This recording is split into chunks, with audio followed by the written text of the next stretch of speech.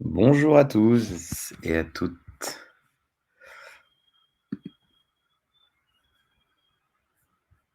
Tac. Alors, je suis enregistré en tant que Naomi. Je vais peut-être modifier mon nom. Tac. L'image est OK, mais pas le son.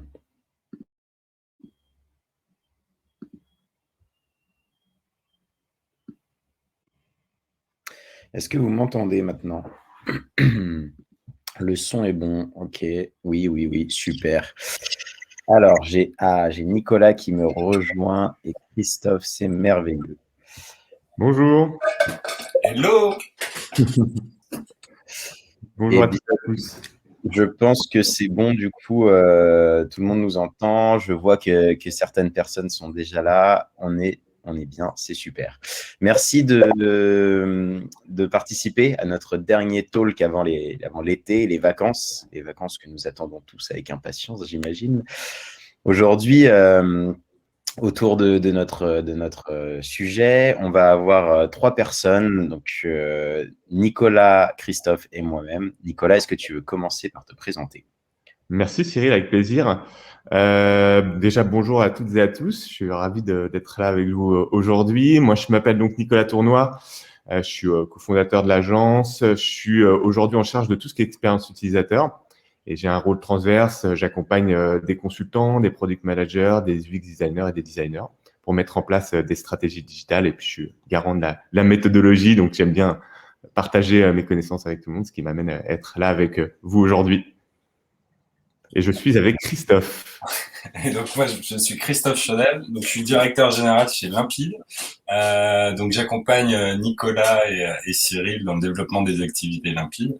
Et j'ai plus particulièrement un rôle autour de la méthodologie qu'on a co-construite avec Nicolas et qu'on va aujourd'hui essayer de détailler au mieux pour présenter notre façon de voir les choses. Et moi, du coup, Cyril, je travaille sur la partie commerciale de Limpide avec l'avant-vente et la fidélisation client et les contenus. On crée pas mal de contenus chez Limpide autour de ce qu'on fait. Donc, on a un blog, on crée des interviews objectives et les talks, sujet pour lequel on se rencontre aujourd'hui. Je m'assure, vous voyez bien mon écran? Ça projette bien? Ouais, Parfait. Cyril. Ok, super. Et les Limpid Talk, alors dans les participants aujourd'hui, on a pas mal de fidèles. Ça nous anime et ça nous fait plaisir.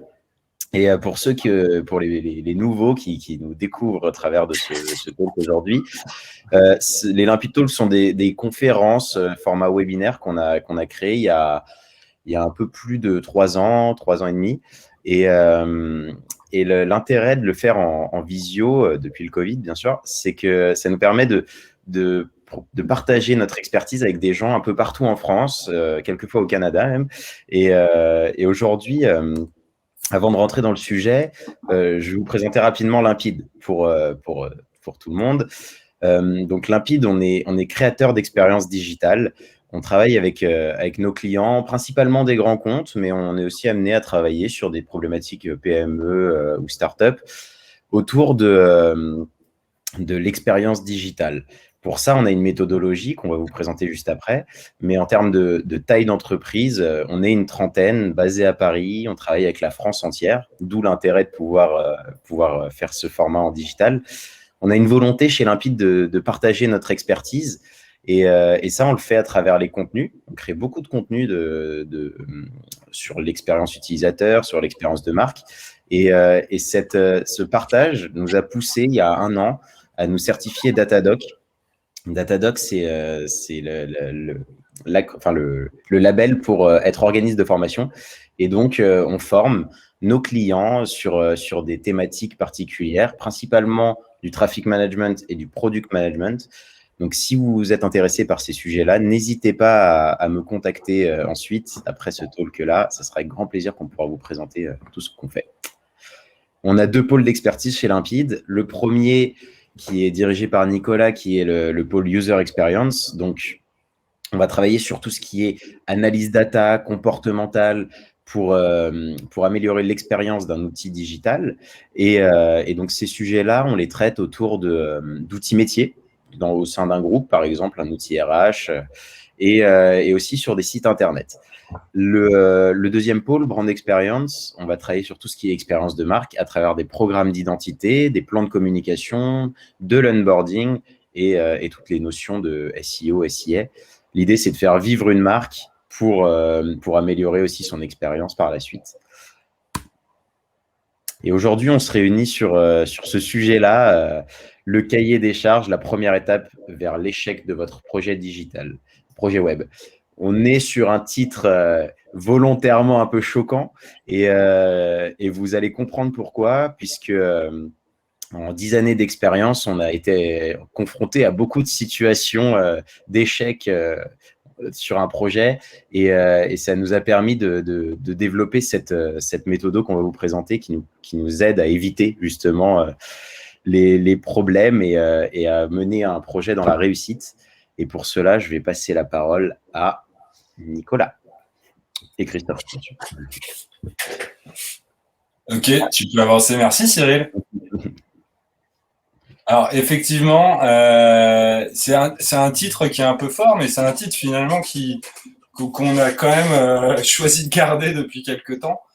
Pourquoi ? Parce que en fait c'est assez flagrant pour nous cette étape de cahier des charges et de réussite de projet qui pour nous, quand on simplifie les choses au maximum et qu'on pense que le cahier des charges bien rédigé est un gage de succès, on se rend compte que généralement ça ne fonctionne pas.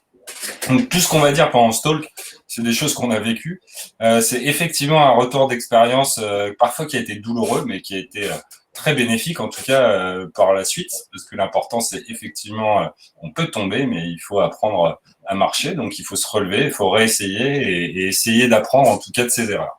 Donc ça c'est notre expérience, et puis après on est aussi on a accès à pas mal de publications et il y a une étude assez intéressante qui nous a permis aussi de ressortir quelques stats et puis de faire un pont aussi intéressant entre l'informatique et le digital, parce que le digital est un peu le prolongement des projets informatiques des années 80 et qu'il y a quand même tout un historique qu'on traîne un peu, qui vient de cette période et qu'il est important de recontextualiser.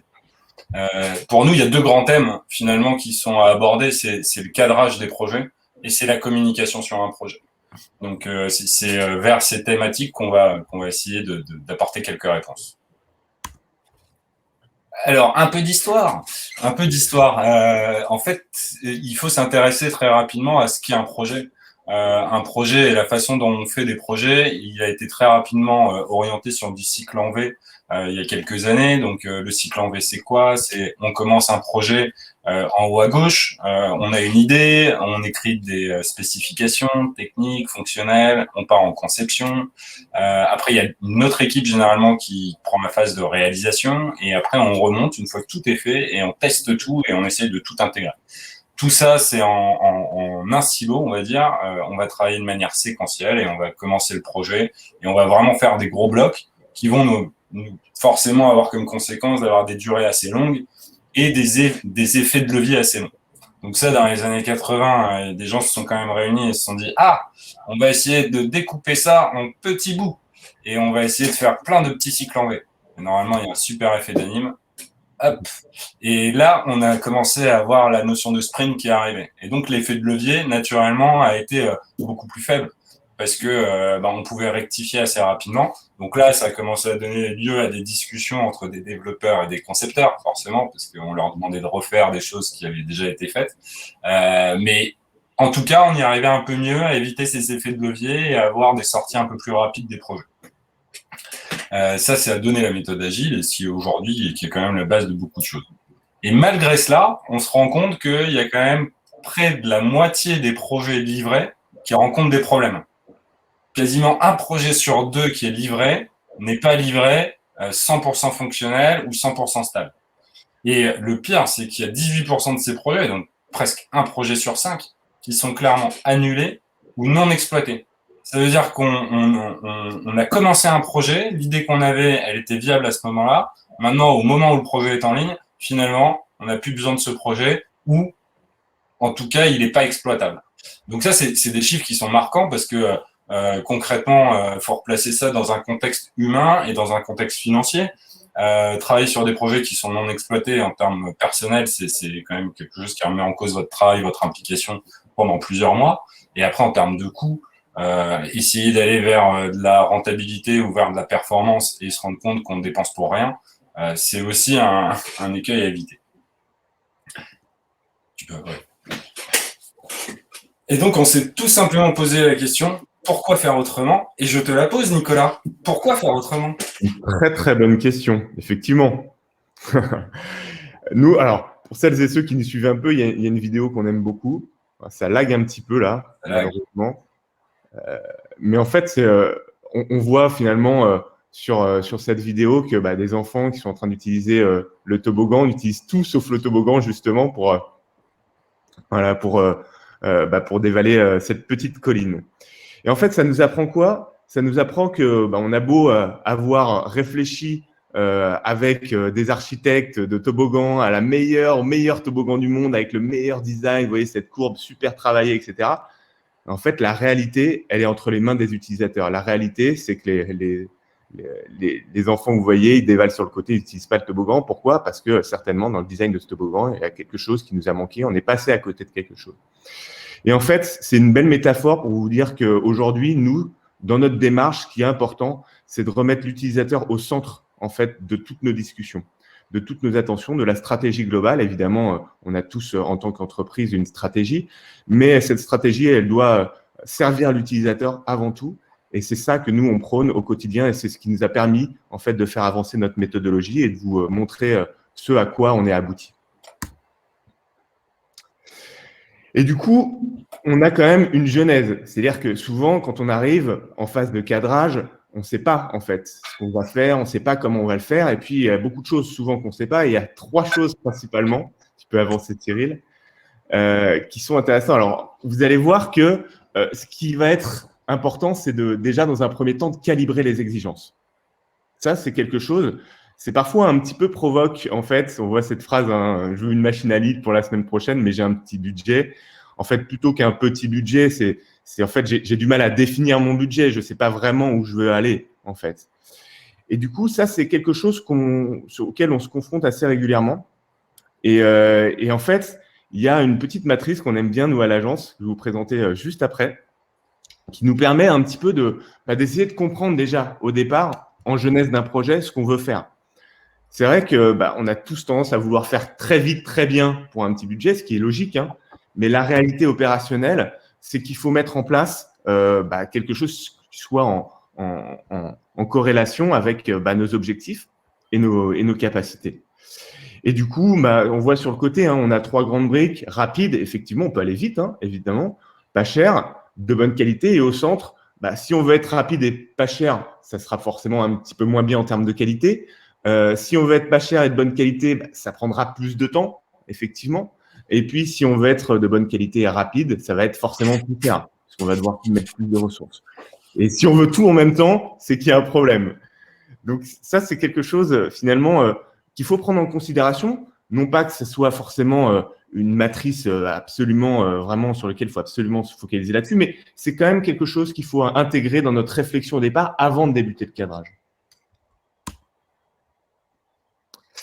Et du coup, comment on va cadrer efficacement? Alors, à l'agence, ça fait donc presque 7 ans qu'on travaille sur des projets digitaux vraiment d'envergure. Et comme disait Christophe à juste titre tout à l'heure, on a vu beaucoup de types de projets différents. Et on va vous en présenter juste après. On a 4 grandes briques aujourd'hui qui structurent notre méthode, en fait. Le premier, c'est la mesure de l'expérience. On va essayer de comprendre pour objectiver en amont. Et on va regarder tous les leviers qui nous permettent de comprendre juste après. Ensuite, on a la définition de l'expérience. C'est comment on va après, en se basant sur ce qu'on a compris en amont, essayer de projeter la nouvelle expérience, projeter ce que va être l'expérience de demain. Évidemment, après, il va falloir la réaliser. Donc ça, c'est le design de l'expérience. Donc on va faire du UX, on va faire du design, on va faire de l'intégration, du développement. Ça, on va pas trop se focaliser là-dessus aujourd'hui. Et puis, il y a une brique qui nous est chère, nous aussi, à l'agence, qui est souvent le parent pauvre du projet, hein. C'est la promotion de l'expérience, c'est de se dire, effectivement, on a fait tout ce travail quand même super ambitieux de réflexion globale sur les enjeux, les objectifs, la data, etc. On a ce gros travail de réalisation, de production, et puis à la fin, il faut mettre en ligne et puis il faut communiquer. Donc, comment on va le faire de la meilleure façon possible, que ce soit en interne ou en externe. Et on va voir que dans le cadrage, il faut prendre ça en considération parce que c'est un temps fort et il faut le valoriser. Nous, pour cette phase de cadrage, on a mis au point un dispositif qu'on appelle le Starter Kit et qui nous permet de définir précisément la refonte, donc la création ou la refonte d'ailleurs, et ça marche pour tout. C'est-à-dire que ça va marcher pour un site internet, ça va marcher pour une application, un espace connecté, ça va marcher pour tous les types de projets digitaux. Pourquoi? Parce qu'on s'appuie sur nos deux grandes briques qui sont la mesure de l'expérience et la définition de l'expérience. Et donc, si on rentre dans le détail de la mesure d'expérience, on va se rendre compte que mesurer l'expérience, c'est quelque chose qui est assez large, en fait, puisqu'il y a plein de façons de mesurer et plein de points de mesure. Déjà, il y a la data. Évidemment, il faut essayer de comprendre les données. Quand on a une expérience qui existe, en fait, quand on a un site internet, une application, un espace connecté, il faut essayer déjà de comprendre par la donnée. En fait, donc, c'est étudier les grands comportements par la donnée. Mais d'un point de vue global, on peut aussi extrapoler finalement ces audits avec l'écosystème digital, c'est-à-dire les réseaux sociaux et tout ce qui va permettre de créer du lien en fait d'un point de vue global entre la marque et puis ces différents outils sur le digital. Évidemment, par exemple, quand on va travailler sur un site internet, on va travailler sur l'audit sémantique, on va aller voir le SEO, on va essayer de comprendre l'autorité en fait de la marque et puis ses points d'acquisition. Évidemment, aussi, parfois, on va aller chercher la technique parce que souvent, on peut avoir des petits points d'amélioration. Donc, il faut essayer de comprendre par la technique ce qu'on peut optimiser. Et puis après, on va retrouver dans d'autres mécaniques, qui sont des mécaniques plus qualitatives, où on va effectuer des sondages, des enquêtes, des questionnaires pour récolter de la donnée, du feedback, de manière quantitative ou qualitative, c'est-à-dire que plutôt à grande échelle ou à petite échelle. On va réaliser des interviews en interne, en externe, pour creuser encore plus la matière. Et puis, on va se servir aussi un petit peu de ce qu'on a commencé à identifier en data pour essayer de trouver certains points qu'on va pouvoir creuser pour dégager encore plus de valeur. On peut se déplacer sur place pour faire des observations. Typiquement, nous, on travaille avec Danone et puis on est sur un outil pour une usine connectée. Donc, on est allé sur place, comprendre comment les gens travaillaient et puis s'immerger dans leur quotidien pour vraiment dégager toute l'essence même de leur métier pour pouvoir le projeter sur le digital. Et puis après, on va évidemment travailler sur des parcours, comprendre les parcours, savoir comment les gens naviguent, essayer de finalement s'immerger dans toute la dispositif digital depuis la recherche sur Google, quand on parle de site internet, jusqu'à la réalisation. Donc effectivement, il y a beaucoup de points de mesure. Par exemple, là, on pourrait se dire que sur un site internet, on pourrait avoir uniquement 3 points de mesure, 4, 5 points de mesure. On n'est pas obligé de tout mesurer tout le temps. Il y a, en fonction de ce qu'on a, de ce qu'on peut mesurer, il y a des choses qu'on peut faire et ne pas faire. Il faut être souple là-dessus. Il ne s'agit pas de tout mesurer tout le temps. Il s'agit de trouver le bon dispositif pour mesurer efficacement, comme on l'a dit au départ, en fonction de ses objectifs et de ses moyens. Ouais, l'important, c'est vraiment de cadrer tout ça avec ses exigences et de se dire que tout faire, ça prend du temps. Est-ce que c'est l'idéal d'avoir toutes les briques rassemblées? Est-ce qu'on a le temps de le faire? Est-ce qu'on a le budget de le faire? Est-ce qu'il y a un intérêt à le faire? L'important, c'est de le faire au minimum de ce dont on a besoin. Donc après, il faut savoir évaluer ce qui est nécessaire, mais en tout cas, de le faire. Avoir des convictions dans un début de refonte, ça mène à rien si elles sont pas fondées sur de la mesure. Et ça, c'est toutes les sciences sont fondées là-dessus. La photo, la mesure va vous permettre d'évaluer par la suite l'atteinte de vos objectifs ou non. Donc nous, on engage systématiquement tout projet de refonte ou de création. Ça commence par une mesure et des interviews. Vous n'avez pas forcément la réponse aux besoins de l'utilisateur. Vous avez la réponse par rapport à vos besoins. Exactement. Et pour ça, on va s'appuyer sur des outils. Alors, on aime beaucoup les outils, on les a pas tous mis parce que sinon, on pourrait en parler pendant des heures. Mais ça, ce sont les principaux qu'on utilise au quotidien, c'est-à-dire Google Analytics et Google Data Studio pour nous permettre de visualiser, d'avoir une vue synthétique. Donc là, on parle de data, SEMrush évidemment pour le SEO, Google PageSpeed pour pouvoir avoir des insights sur la performance, Typeform pour envoyer des sondages, des enquêtes, Testapic pour réaliser des tests utilisateurs. On a aussi Mixpanel, Hotjar pour faire des de l'audit de tracking de parcours. Donc voilà, et en fonction du projet, peut-être qu'on peut trouver sur un instant T un outil encore plus performant pour ce projet-là, pour cette analyse-là, qui va être très pertinent. Donc ça, ce stack d'outils, il est évolutif, évidemment, et ça change tout le temps, hein. Nous, au quotidien, on a des mordus d'outils digitaux et des gens qui nous rapportent chaque semaine des outils incroyables. Donc ça évolue constamment. Et pour finalement visualiser cet audit, c'est toujours un peu dense un audit, hein. Je ne sais pas si vous avez déjà eu l'occasion de travailler, de recevoir des audits, c'est un peu lourd, hein. Donc nous, on s'est mis à la place de l'utilisateur, et donc à la place pas de l'utilisateur, mais plutôt du client. C'est-à-dire, mais comment on rend ça accessible en fait? Qu'est-ce qui se passe quand nous on disparaît pour présenter l'audit? Et donc on a mis en place un modèle qu'on appelait le référentiel, qui nous permet de visualiser ultra rapidement. Peut-être tu peux avancer, Cyril. Ultra rapidement les forces et les faiblesses, en fait, en s'appuyant sur des points de mesure qui vont être la technique, les contenus, la perception, l'expérience utilisateur. On a quelques grandes briques comme ça, et puis à l'intérieur, des questions que le commun des mortels est capable de se poser. Par exemple, le site charge-t-il rapidement? Des choses comme ça très simples nous permettent de visualiser des points de contrôle. Et après, dans ces points de contrôle, en fait, on est capable de rentrer en profondeur et d'appuyer cette petite question et cette notation par des points très précis d'analyse basés sur la data, basés sur les observations, les interviews, etc. Et donc ça nous permet d'avoir un point d'entrée relativement simple qu'on va suivre après pour tout le long du projet. L'idée, c'était de pas faire uniquement de la théorie, c'était aussi de rentrer sur des cas un peu plus concrets. Et effectivement, on a choisi le cas d'un client qu'on accompagne depuis 3 ans maintenant, qui est le groupe Tessie. Donc, c'est un groupe européen qui gère des activités de business process services et qui avait une problématique assez simple finalement, beaucoup de développement d'activités pendant plusieurs années, des acquisitions externes, beaucoup de filiales et l'envie et en tout cas la volonté d'unifier son discours, ses marques, ses offres et ils ont entrepris tout un programme d'unification de leur marque et de généralisation de cette marque à l'ensemble des filières. Donc, ils ont commencé ce travail de leur côté avec une activité branding qui a été gérée en temps 1, ce qui est très important. Et après, ils ont commencé à réfléchir à leur catalogue d'offres et à leur architecture digitale.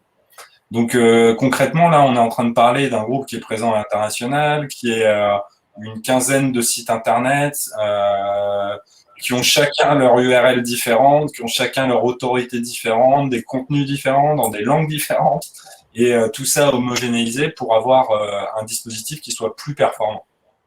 Donc la première étape, toujours pareil, ça a été de s'intéresser à l'audit et de se dire, OK, il va falloir mesurer, et il va falloir mesurer tout un dispositif. Comment ça fait? Ouais. Donc, mesurer tout le dispositif, c'est du temps, c'est de l'argent et c'est pas forcément des choses qui vont tout de suite vous intéresser. Je m'explique, certains sites peuvent être finalement assez anecdotiques parce qu'ils traitent une offre qui est complètement isolée localement, parce qu'ils ne représentent pas finalement un vrai levier de développement de business et donc l'auditer ne va pas forcément vous apprendre énormément de choses. Donc il faut toujours rationaliser vos choix par rapport encore une fois à de la mesure. La première chose qu'on a dû faire sur cet audit, c'est un audit data. Donc, ça a été tout simplement d'aller regarder le trafic qui passait par l'ensemble des sites. Ça nous a donné, ça nous a permis de comprendre très rapidement que la moitié des sites n'allaient pas être intéressants. Tu peux avancer, Cyril, je pense. Ah oui, ça c'est ce que je disais sur la slide d'avant. Ouais. Oui.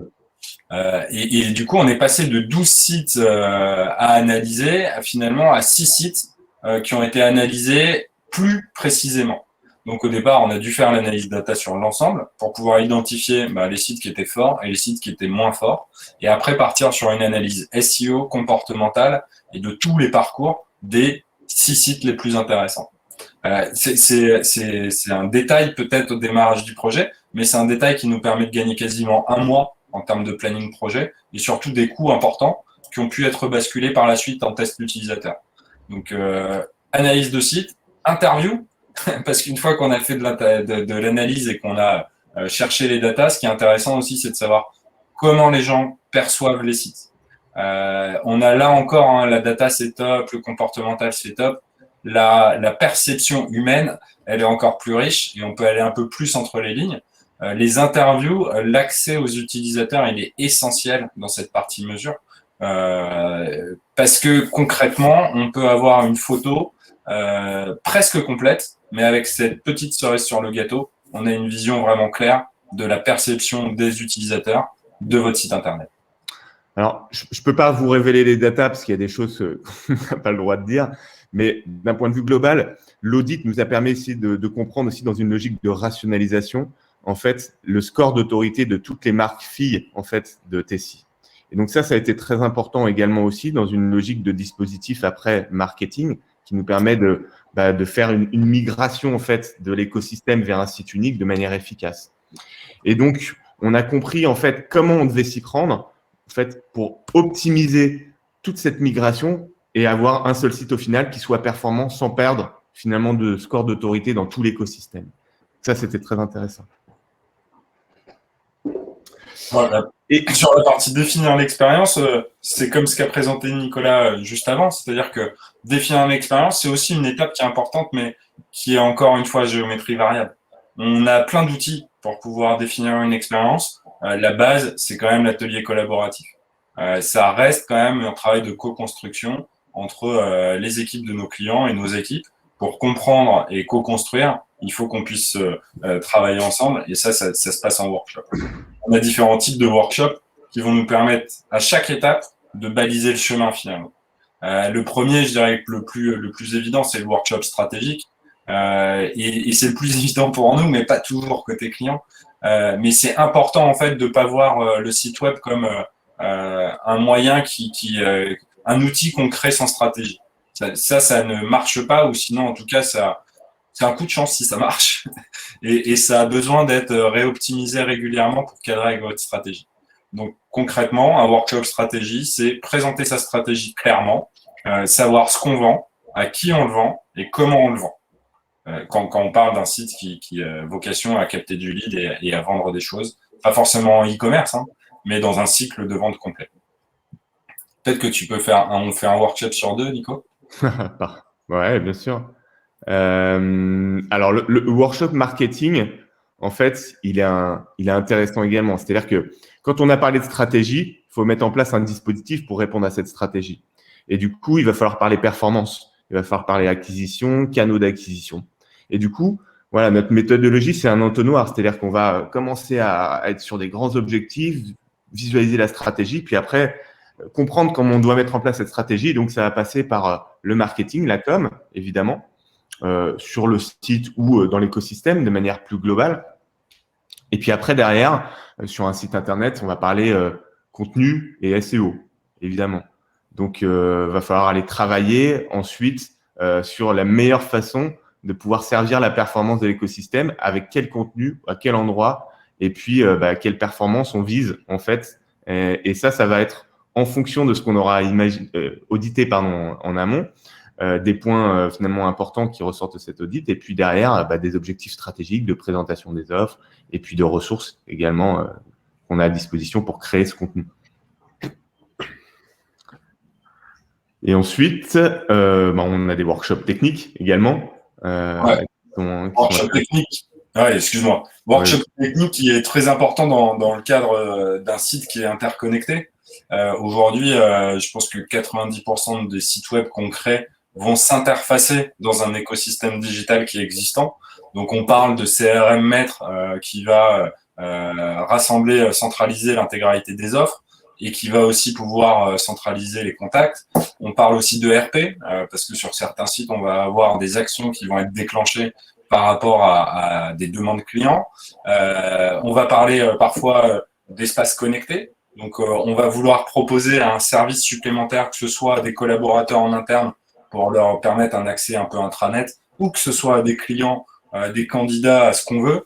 On va vouloir leur donner un accès supplémentaire, une relation digitale finalement un peu privilégiée, contrainte par un enregistrement. Tout ça, il faut savoir le prévoir en amont.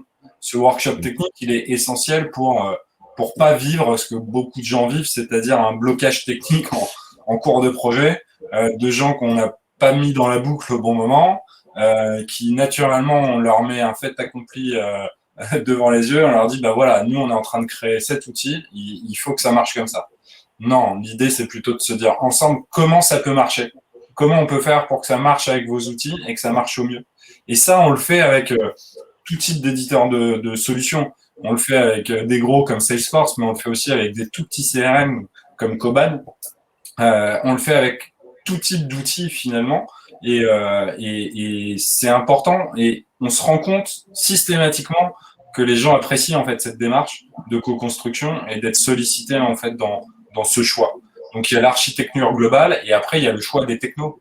Parce que le choix des technos aujourd'hui sur le web, en fonction de à qui vous parlez, vous aurez des recos différentes en fonction de ses forces. Et c'est logique parce qu'aujourd'hui il y a beaucoup de technos différentes. Mais il y a une question à se poser, c'est en rapport avec mon budget, quelle techno je peux me payer? Parce qu'on peut être sur de la techno ultra innovante, super moderne, mais après il faut se rendre compte qu'il y a un certain coût derrière, et donc une rareté des développeurs qu'il va falloir après trouver pour maintenir ou pour faire évoluer. La technique, elle joue aussi sur vous, votre utilisation de votre dispositif. Il y a des CMS aujourd'hui, enfin des bases techniques pour pouvoir créer des sites internet qui sont très orientés pour des gens qui ne connaissent rien au développement. Il y en a d'autres qui sont un peu plus poussés en termes de paramétrage technique et qui sont plus dédiés à des gens qui vont avoir un cursus un peu plus technique. Il faut aussi savoir s'évaluer et faire le choix par rapport à soi. Ce qui est très bon pour mon copain à droite ne l'est pas forcément pour moi. Donc il faut savoir aussi se projeter par rapport à ça. Ouais. Et c'est vrai que là, on a parlé beaucoup de sites internet, en fait, au travers de nos workshops stratégie, marketing, technique, etc. Mais si on est sur un outil applicatif, on va pas du tout utiliser les mêmes types de workshops. Là, on va rentrer dans l'UX, en fait. Donc, on va faire la méthodologie que vous connaissez peut-être déjà, où on va rentrer dans les personas, on va essayer de comprendre des parcours, les matérialiser sous forme de user flow, définir des empathy maps pour créer des opportunités. Donc, ça va être cartographier le parcours. Puis, à chaque étape du parcours, essayer de trouver des leviers d'innovation pour améliorer, fluidifier l'expérience. Et donc, ça, c'est très différent, en fait, sur le site d'un site Internet. C'est pas du tout la même réflexion. Et en fonction du sujet, encore une fois, comme pour la mesure de l'expérience, il faut assembler les bonnes briques. Sur un projet de site web, là sur lequel on a fait le focus pour aujourd'hui vous présenter en détail Tessie. On va parler évidemment de benchmark, on va aller voir ce que font les autres parce qu'il faut s'immerger dans un paysage concurrentiel. Il faut se frotter un petit peu à la concurrence pour savoir quelles sont nos forces et nos faiblesses et ce qu'on veut et ce qu'on ne veut pas. Et puis après, derrière, il faut aller dégager les bonnes pratiques. C'est-à-dire qu'on peut faire un benchmark dans son secteur, mais on peut faire un benchmark au-delà de son secteur parce qu'on va imaginer un moteur de recherche ultra intelligent qu'on a vu, je ne sais pas moi, sur Airbnb par exemple. On trouve ça fantastique. On dit, il faut absolument ça sur mon site internet parce que j'ai un catalogue de formation et il faut quelque chose d'ultra efficace, performant. Donc, comment j'améliore cette performance-là et peut-être que les concurrents ne le font pas bien. Donc là, il faut élargir, il faut aller voir ce que font les autres au-delà de son champ d'activité. Et puis après, il faut formaliser tout ça. Donc là, on va mettre en place finalement ce qui est plutôt la brique où on resserre en fait cette phase de cadrage. C'est-à-dire qu'on va réaliser un backlog, c'est un listing de fonctionnalités qui va nous permettre de commencer à projeter tous les points de toutes les pages et les modules qu'on va mettre à l'intérieur du site. Et ça, on va le mettre dans un outil collaboratif également, comme Monday, mais il y en a plein d'autres. Nous, on utilise Monday à l'agence. Je pense que il y en a quand même pas mal d'entre vous qui connaissent Monday, parce que ça commence à être une énorme boîte. Mais c'est vrai qu'on utilise un outil collaboratif, ce qui évite de trop rédiger dans son cahier des charges. Toujours un peu dur de figer trop les choses, mais d'être sur un outil collaboratif en partage nous permet de pouvoir replanifier ou déplanifier, faire bouger les charges beaucoup plus facilement et avoir une vision synthétique, un peu comme dans notre référentiel de ce que va être le site demain ou l'application. Et puis, parce qu'il faut se rendre compte un peu aussi rapidement de ce qu'est l'expérience. C'est vrai que quand on pose des arborescences, on se rend compte que toujours nos clients ont toujours un petit peu de mal à se projeter et c'est normal finalement. C'est quand on n'est pas la tête dans le digital toute la journée, on a besoin un petit peu d'aide et du coup, on prototype tout de suite, en fait, des petites choses. C'est pas forcément des trucs très ambitieux, c'est juste pour montrer, en fait, ce que va être la navigation, un bout de la page d'accueil. mais pour se projeter un petit peu dans ce qu'on est en train de poser et comment ça va vivre, en fait, avant de passer vraiment sur la prod pure et dure. Et donc ça, on l'a fait pour Tessie. Ouais, on l'a fait pour Tessie, et là encore, l'idée c'était de pouvoir se projeter et de prendre un cas concret. Comme je l'ai dit tout à l'heure, Tessie avait déjà commencé à faire un principe de on reprend toute notre stratégie et on lance la marque unique. Après ça, concrètement, il a fallu harmoniser les offres. Donc ça a été un premier travail sur les offres sur lesquelles on a collaboré avec eux, où on a donné des données d'entrée qui surtout par rapport à du benchmark et à de l'analyse finalement de ce qui se passait sur les sites. On a pu leur donner une confirmation en fait de l'architecture qui souhaitait poser. Et une fois qu'on a pu avoir cette architecture des offres qui a été posée, là on a pu rentrer concrètement dans les workshops stratégie, marketing et contenu. C'est le moment où on arrive réellement à collaborer et à mettre ensemble des objectifs très business, très opérationnels, avec nous, notre vision digitale, pour réussir à projeter le site de demain, ou en tout cas le dispositif de demain. Donc là, on le voit, hein, c'est pas très long, finalement, hein, par rapport à l'ambition du projet. C'est 2 jours d'atelier complet, 15 personnes sollicitées, très représentative de tous les besoins et de tout ce qui va demain alimenter le dispositif digital. Et c'est grâce à cette équipe, finalement, qu'on arrive à poser vraiment la stratégie de demain. Et c'est ultra intéressant. En fait, cette phase-là, elle est essentielle, et c'est là où on arrive à faire évoluer, je dirais, plutôt que combattre les idées reçues que certains de nos clients ont. Alors là, c'est une anecdote qui n'est pas sur le cas Tessie, mais sur un autre de nos clients qui nous avait sollicité, qui a un dispositif digital avec plusieurs sites pour couvrir le monde, et qui avait souhaité refondre un site, en se disant ah, c'est ce site-là qui va développer tout le business de demain, il faut que je développe ce site, il faut qu'on le refonde, et tu es venu voir Nicolas avec cet objectif-là. Et en fait, après nos analyses et après le workshop, on s'est rendu compte qu'en fait, en termes de SEO, le site qui avait le plus de potentiel, c'était absolument pas celui auquel il pensait. C'était un des sites satellites. Et en termes de business, finalement, celui qui portait le mieux son offre, c'était aussi ce site-là. Et finalement, on a changé dans les objectifs de refonte. Et de la refonte du site numéro 1, on est passé à la refonte du site numéro 3. Et c'est comme ça qu'on arrive aussi à faire évoluer la discussion. On ne l'a pas dit juste parce que on est limpide et puis on fait des sites web toute la journée, donc croyez-nous. On l'a dit parce qu'on a fait une mesure en amont. On a confronté leurs objectifs avec ces mesures et avec les interviews qu'on a réalisées. Et la recommandation, ça a été de se projeter finalement sur un autre type de dispositif pour être plus performant. Tu peux enchaîner, hein, Nico, si jamais tu veux parler d'autre chose. Hein. Les livrables sont extrêmement importants. Et comme tout à l'heure, Nicolas l'avait dit sur le référentiel. Le référentiel, c'est vraiment un outil d'aide à la décision qui doit être pris en tant que tel par les personnes qui sont pas forcément expertes dans le métier.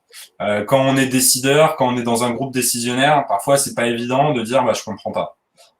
Mais la logique, c'est ça. Enfin, moi personnellement, quand mes experts SEO me sortent un dossier d'analyse complet d'un site, je ne sais pas le lire.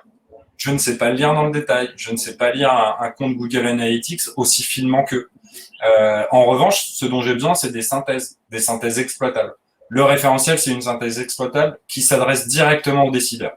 Donc c'est outil d'aide à la décision stratégique. Pour les livrables du starter kit, le référentiel, c'est un élément. Mais après, la recommandation doit aussi être exploitable par n'importe qui, et même par les personnes qui n'ont pas beaucoup de temps pour la lire. Nous, on pousse beaucoup vers le prototypage. Parce que finalement, la meilleure façon de réussir à faire converger l'ensemble des visions, c'est de montrer des choses. Et ça, on se rend compte qu'avec le prototype, on passe vraiment une étape qui est essentielle, c'est l'étape de l'adhésion et de la projection. Donc, on passe de l'abstrait au concret, et on le fait avec un outil finalement qui va rassembler tout le monde et sur lequel on va pouvoir interagir. Et ce prototype, il a aussi une vertu très forte. Je sais que Nicolas, elle aime beaucoup, c'est que on peut le mettre dans les mains de l'utilisateur. Et le prototype, il permet de tout ce que vous avez vendu en amont, tout ce que vous avez réalisé en amont, finalement, est-ce que c'est de la théorie? Est-ce que, ok, d'accord, on nous raconte une belle histoire, est-ce que ça marche? Là, en fait, avec du test utilisateur, c'est le test du feu, quoi. C'est soit ça marche, soit on optimise et on s'est planté. Mais la réalité, c'est qu'on ne se lancera pas dans le projet sans le savoir. Et c'est le plus important. Donc, du backup, de la roadmap, enfin, tu veux peut-être reprendre la main sur les éléments. Ouais, non, je veux faire juste un petit flashback en fait sur ce que tu as dit sur le référentiel parce que c'est important. En fait, quand on travaille au départ sur une analyse, c'est vrai que souvent, une fois qu'on est rentré dans la phase de projection, on a tendance à garder 1 ou 2 points sur lesquels on fait focus sur le référentiel, sur l'analyse au départ, et puis après, on avance, quoi. On est un peu dans le début de terme.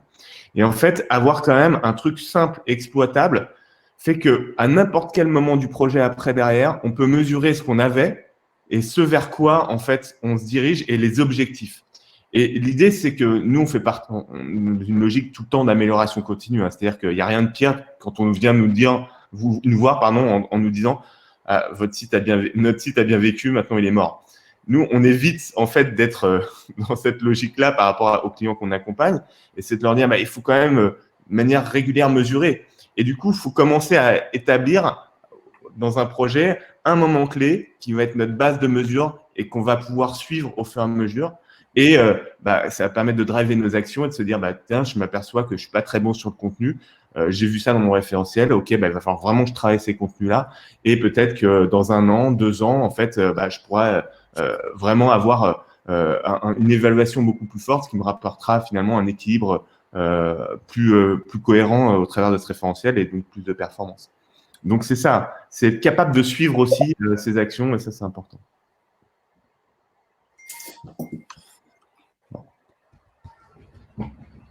Pour finir, le don't forget. On avait trois points sur lesquels on voulait sensibiliser un peu tout le monde. Le premier, c'est faire de l'UX sans les utilisateurs, c'est pas de l'UX. On peut s'inspirer de méthodos, on peut faire ce qu'on veut. N'ayez pas peur d'aller solliciter des utilisateurs. À certains moments, ça peut même être pris pour de la considération. Donc, ne vous coupez pas de quelque chose qui peut être bénéfique. Donc, ça peut vous faire vous remettre en question. Ça peut peut-être vous donner l'impression que vous allez perdre du temps. Mais croyez-nous, c'est essentiel pour ne pas le regretter plusieurs mois après. Ouais, et puis pour appuyer ce que tu dis, en fait, il y a une stat quand même qu'il faut comprendre. Par exemple, si on fait des tests un petit peu qualitatifs dans un projet, on n'a pas besoin d'avoir un panel de 500 personnes pour avoir des feedbacks. Sur une base de 8 utilisateurs, on couvre 85% en fait des problématiques UX quand on fait des tests. Donc, d'un point de vue qualitatif. Donc, il faut avoir conscience que l'effort, parfois, on pense qu'il est élevé, on se dit, OK, on va se lancer dans un truc, on va pas réussir à gérer. Et en fait, finalement, il est quand même à portée de tout le monde, quasiment, cet effort.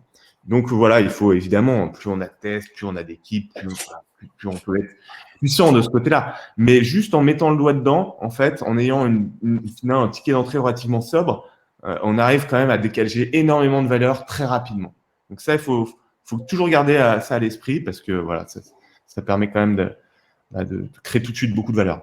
Et ça, implicitement, ça veut aussi dire qu'un cahier des charges, par exemple, ça ne s'écrit pas tout seul dans son coin pendant 6 mois. C'est pas possible, en fait, sinon c'est une vision qui est tronquée de la réalité et des objectifs projets. Donc, là encore, le cahier des charges, si vous voulez en rédiger, rédigez-en, mais faites-le ensemble. Le faites pas vous de votre côté, et puis après vous l'envoyez au responsable technique qui, lui, va remplir la partie technique. Non, travaillez ensemble sur la rédaction d'une expression de besoin. Et allez chercher les utilisateurs si vous voulez aborder les scénarios, les personnages, si vous voulez aborder tout ce genre de choses. Allez chercher la réelle information et abandonnez vos convictions, vos croyances sur en fait, ils ont besoin de ça. Le deuxième point, c'est un prototype est bien plus performant que 1000 mots. Ça, c'est clair. C'est clair et net. Donc, un cahier des charges ultra détaillé, trop bien, super, il y a plein de pages, il y a plein de graphes. En vrai, un proto qui est utilisé, tout le monde le comprendra. Il éprouvera votre stratégie, votre ergonomie. Il peut même éprouver vos messages parce que on parle de prototype sur de l'ergonomie, mais les contenus, c'est exactement la même chose. On teste les contenus dans les prototypes concrets. Donc, quand on se pose la question sur une navigation, sur une accroche, en fait, c'est pas vous qui avez la bonne réponse. C'est pas nous, c'est finalement l'utilisateur. Est-ce qu'on parle de segment ou de secteur quand on est sur un site B2B? En vrai, c'est pas nous qui allons vous donner la réponse, mais ce sont les utilisateurs. Donc, prototyper, prototyper, prototyper. Et le dernier point, c'est le mieux est l'ennemi du bien. On pourra toujours faire mieux, on pourra toujours optimiser, on pourra toujours attendre. En fait, il faut se lancer. Il y a un moment, il faut se lancer, il faut rythmer les projets. On sort jamais quelque chose de parfait. Même un doc de spécification, il peut y avoir des manquements, il peut y avoir des trous. C'est pas grave, ça se rattrape. En attendant, la réalité, c'est d'être time to market, c'est d'être là au moment où on a besoin de vous. Et donc, il faut mettre en ligne le plus tôt possible pour après pouvoir évaluer en réel ce qui se passe sur votre site. Et c'est là où vous avez un laboratoire finalement extrêmement précieux de retour terrain. Et là, avec l'analytics, comme on vous l'a montré, avec la mesure, vous allez en apprendre énormément sur ce que cherchent vos utilisateurs, vos prospects, vos candidats, vos clients. Donc nous, on vous engage clairement à évaluer aussi votre niveau d'exigence par rapport au livrable dont vous allez avoir besoin. Ouais, et puis il y a une notion de temporalité derrière tout ça. C'est-à-dire qu'on a présenté beaucoup de choses. On a présenté un cas assez ambitieux sur une conduite finalement de cadrage sur un grand groupe international avec de nombreux sites. Ça, on le réalise en 1 mois et demi. C'est-à-dire qu'en 1 mois et demi, sur un grand groupe international, on peut faire quelque chose de performant, en fait, qui va pas durer 6 mois, 8 mois de cadrage où tout le monde s'endort au bout d'un moment parce que finalement, on n'y arrive pas. Il faut rythmer les projets. Et du coup, voilà, l'objectif, c'est de se dire, on a quand même un timing. Il faut garder, être le plus court possible sur cette phase de cadrage en ayant cherché quand même la valeur au travers de tout ce qu'on a vu, mais de se dire, OK, il faut rythmer les choses. Et du coup, voilà, les projets qui durent trop longtemps, que ce soit dans une phase de cadrage ou une phase de production, il y a un moment donné, c'est-à-dire qu'il y a un petit souci, soit de ressources, soit qu'on a, soit d'objectifs, mais voilà, il faut essayer quand même de faire en sorte de mettre du rythme, parce que en fait, c'est ça qui fait qu'après, tout le monde est bien engagé et que souvent, c'est une réussite, un projet rythmé, bien rythmé. Et ça reboucle avec ce qu'on avait au tout début, c'est une cause d'échec en fait. De faire durer trop longtemps un projet, ça donne aussi l'opportunité à vos objectifs d'évoluer. Et finalement, un projet qui répondait à des objectifs d'il y a 2 ans, aujourd'hui, il ne sert plus à rien. Alors que s'il avait été mis en ligne, peut-être qu'il aurait répondu à ses objectifs et alimenté votre stratégie pour faire évoluer vos objectifs petit à petit. Donc voilà, timer les choses, ça c'est ultra important. Oh là là. Mince, je me rappelle plus de cette slide. Regarde ce petit clin d'œil, il est bien. Ouais. Merci beaucoup. Ouais, merci à toutes et à tous. Des vacances bien méritées pour tout le monde. Est-ce que vous avez le mot de la fin? Alors, est-ce que je vais arrêter de projeter? Est-ce que vous avez des questions éventuellement sur la présentation? On peut prendre un peu de temps pour… Moi, j'ai demandé dans le chat, mais je vois que l'onglet questions, il devient rouge. Est-ce que le backlog qui vous sert à valider un périmètre projet avec le client afin d'éviter des développements imprévus en cours de projet? Si oui, quel niveau de pression technique avez-vous dans le backlog? Alors, est-ce que le backlog afin d'éviter… Tu veux répondre ou je réponds, Nico? Est-ce que le backlog, c'est ton périmètre, c'est ton garde-fou du périmètre global? Et tu vas jusqu'à quel niveau de précision? En fait, dans le backlog, on va voir pas mal de choses. Il y a un volet fonctionnel, évidemment. Et puis, dans le backlog, en soi, ça dépend du type de projet. On va se mettre dans le site Internet, par exemple. Dans le backlog, il va y avoir en fait des points qu'on va soulever lors du cadrage, qu'on va mettre dans le backlog et qui vont avoir des incidences techniques de manière irrémédiable. Et en fonction du degré de technicité, en fait, par exemple, du module qu'on souhaite mettre en place, il est mis dans le backlog et après, il permet de déterminer un certain volume de charge. Okay, si on se rend compte qu'en fait, que le volume de charge, en fait, il n'est pas en adéquation avec les objectifs et les ressources qu'on s'est mis au départ, il peut très bien être soit dépriorisé un petit peu plus tard, soit il va nous permettre d'ajuster aussi l'ambition de ce module-là et du coup la technicité du module. Donc oui, il est intégré finalement d'une manière sous-jacente dans le backlog. Il permet d'alimenter les discussions autour de ce module-là. S'il a besoin, s'il est très technique, il est forcément spécifié. Et après, si cette spécification, cette technicité est préjudiciable par rapport soit à un planning, soit à des ressources, évidemment, on ajuste la charge, on ajuste la technicité, on ajuste ce qu'il faut, on augmente le budget. Enfin, voilà, on met en place. Et c'est ça, en fait, le cadrage agile aussi. C'est que on est capable de prioriser, déprioriser, en fait, en fonction de ces objectifs qui peuvent soit un planning, soit des ressources. Et donc, c'est une base de discussion, ce backlog, qui intègre forcément un volet technique. Lucie nous demande aussi comment… Ouais, pardon, j'allais la poser, excuse-moi. Excuse-moi. Lucille qu'on connaît avec Nicolas, donc je te fais un petit coucou Lucille, et qui nous pose une question qui est assez intéressante, c'est comment est-ce que en tant qu'agence, on réussit à challenger un cahier des charges qui a été préétabli justement sans cette méthode d'analyse des utilisateurs. Donc un peu ce qu'on décrivait tout à l'heure, un cahier des charges fait dans son coin qu'on nous propose. Comment est-ce que nous, on arrive à sensibiliser à notre méthode et à challenger ce qui est posé parfois? Moi, je veux bien répondre là-dessus. En fait, un client arrive toujours avec une expression de besoin ou un cahier des charges ou une petite phrase dans un mail. Donc, de toute façon, on ne va pas lui dire qu'on ne va pas l'utiliser. C'est quand même la base du truc. En revanche, après, il faut avoir des convictions et il faut savoir défendre ses convictions.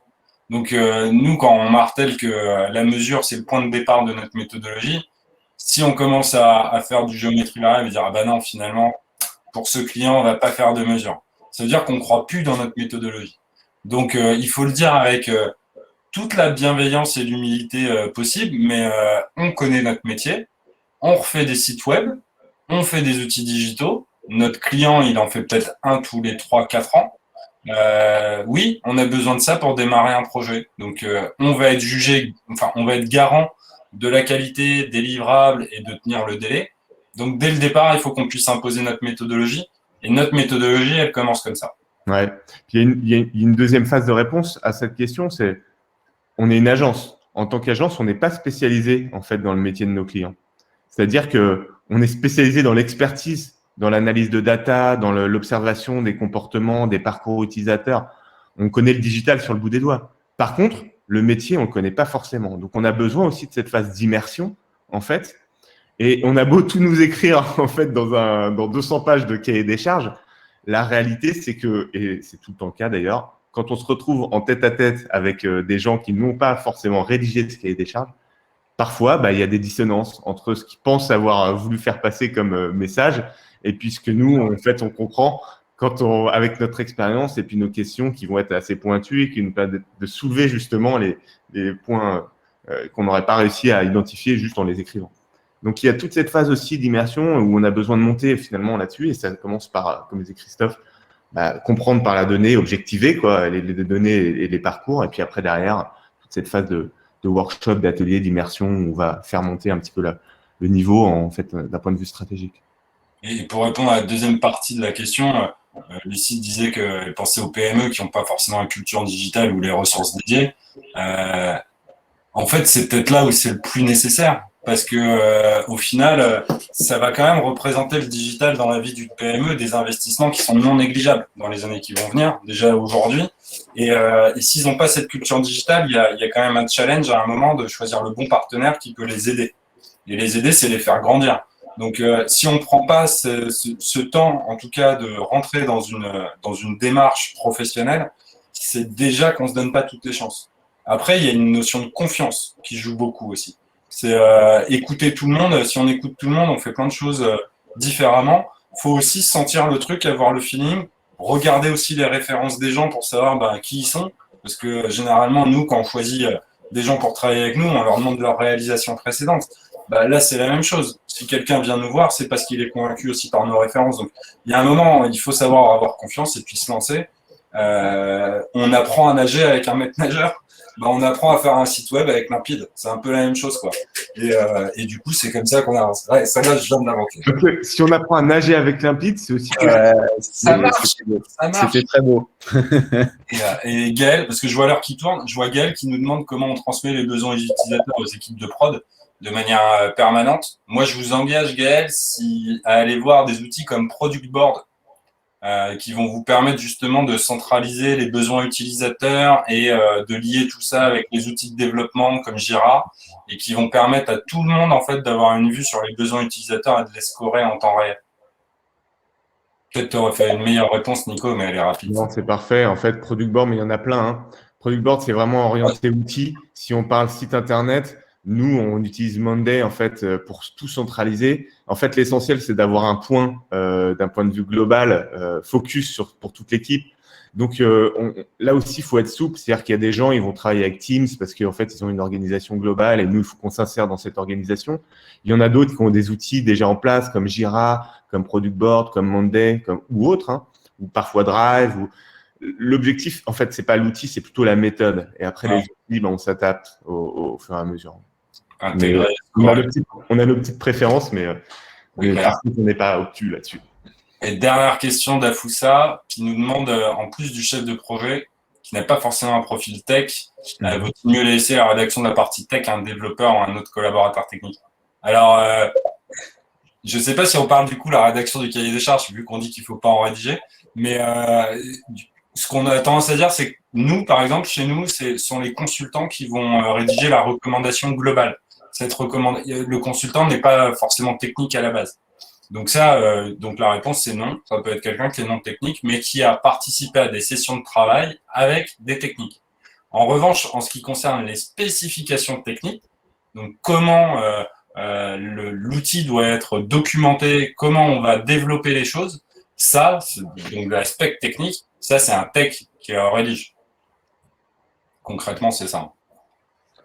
Ouais, sinon ça devient compliqué. Ouais, sinon ça répond plus vraiment. Mais du coup, c'est même le tech qui va être sur le projet. Enfin, nous, on essaye de faire ça au maximum. C'est pas le lead dev, enfin, c'est pas l'architecte technique qui va rédiger les specs techniques. C'est vraiment l'équipe de dev qui va travailler sur le sujet, qui va être intégré avec le consultant sur l'ensemble de la rédac des specs. Et là, on parle de site internet. Si on rentre dans du produit, là, c'est un autre niveau de spécification. Et sur chaque brique, en fait, technique du produit, effectivement, là, on rentre dans un niveau de spec où il faut écrire les choses. Et là, c'est vraiment l'équipe technique qui écrit au quotidien. Donc, mais par contre, c'est pas du tout la même dimension de projet. Non. Je vois qu'on a respecté parfaitement notre timing. Et je vois des super messages de remerciements et de compliments dans le chat, ce qui fait toujours vraiment plaisir. Merci à toutes et à tous d'avoir participé. Vous pouvez retrouver le replay, bien sûr, sur notre chaîne YouTube. Vous allez le recevoir par mail aussi. Et n'hésitez pas à nous contacter via le site ou même en direct. Vous aurez nos coordonnées. Vous avez nos coordonnées. On sera un plaisir de prendre un café en visio ou un café à l'agence pour parler de vos problématiques et vous présenter ce qu'on fait un peu plus dans le détail. Bonne journée à tous. Merci. Merci et bonnes vacances. Merci. Bonnes vacances aussi. Au revoir. Au revoir.